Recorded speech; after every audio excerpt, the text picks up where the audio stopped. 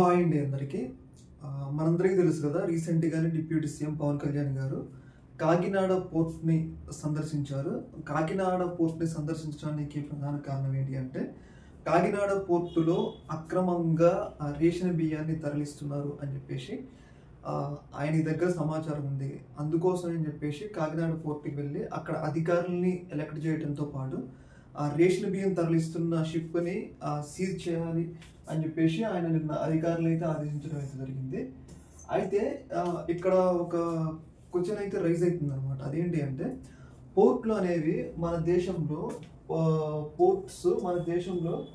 కేంద్ర ప్రభుత్వ ఆధీనంలో ఉంటాయి అన్నమాట. కేంద్ర ప్రభుత్వ ఆధీనంలో ఉంటాయి కాబట్టి ఇప్పుడు పవన్ కళ్యాణ్ గారు పోర్ట్ను సందర్శించారు యాజ్ ఏ డిప్యూటీ సీఎం. కాకపోతే పోర్ట్లో ఉన్న అధికారులు మొత్తం ఆల్మోస్ట్ ఆల్ కేంద్ర ప్రభుత్వ ఆధీనంలోనే ఉంటారు అనమాట.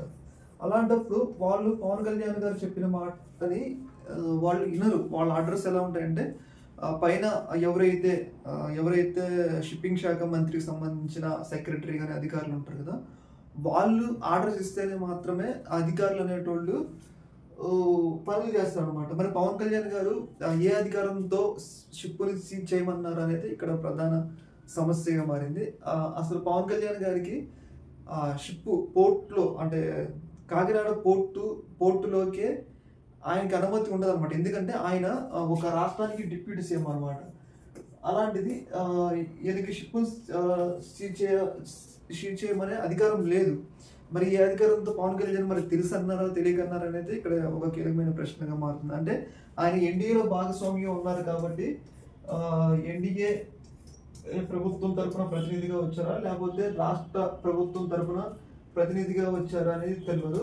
ఏదేమైనా కానీ పవన్ కళ్యాణ్ గారు నిన్న ఎక్కడైతే కాకినాడలో తిరిగి ఆ షిప్ని సీజ్ చేయమన్నాడు కదా, దాన్ని వైసీపీ వాళ్ళు ప్రధానంగా ఒక ఆయుధం చేసుకొని దాన్ని యూజ్ చేసుకుంటున్నారు అనమాట. చూసారు కదా, పవన్ కళ్యాణ్ గారికి అధికారం లేకపోయినా పోయి షిప్ చేయమన్నాడు. అలాగే ఆల్రెడీ సీజ్ అయి ఉన్న ఒక షిప్ని సీజ్ చేసిండు అన్నట్లుగా వాళ్ళైతే ఆయన్ని విమర్శిస్తూ ఉన్నారు. ఏదేమైనా కానీ ఈ యొక్క విషయంలో క్లారిటీ ఇవ్వాల్సిన అవసరం అయితే ఉన్నది. ఈ యొక్క అంశం మీద మీ యొక్క అభిప్రాయం అయితే తెలియజేయండి. ఓకే, మరి థ్యాంక్ యూ. ఇలాంటి మరిన్ని అప్డేట్స్ కోసం మన ఛానల్ అయితే సబ్స్క్రైబ్ అయితే చేసుకోండి. ఓకే, మరి థ్యాంక్ యూ. మన బాబీ గారు చేసిన రీల్ కూడా వైరల్ అయిపోయిందిరా. వీడియో వైరల్ అయిపోయిందిరా. నేను చెప్పలా అన్నా, మీ వాడు ఒకడు ఉండేవాడు కదన్నా, రీల్స్ చేస్తా ఉండేవాడు. వాడి పేరేమే? వాడా రీల్స్ రజనే. వాడు ఇప్పుడు ఆడున్నాడు.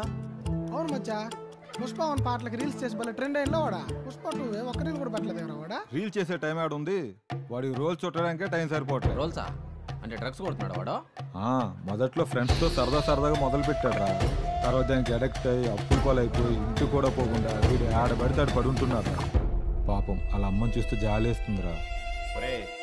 అలాంటి వాళ్ళని ఏం చేయాలో మన పుష్పాన్ని ఎప్పుడో చెప్పాడురా. నమస్తే.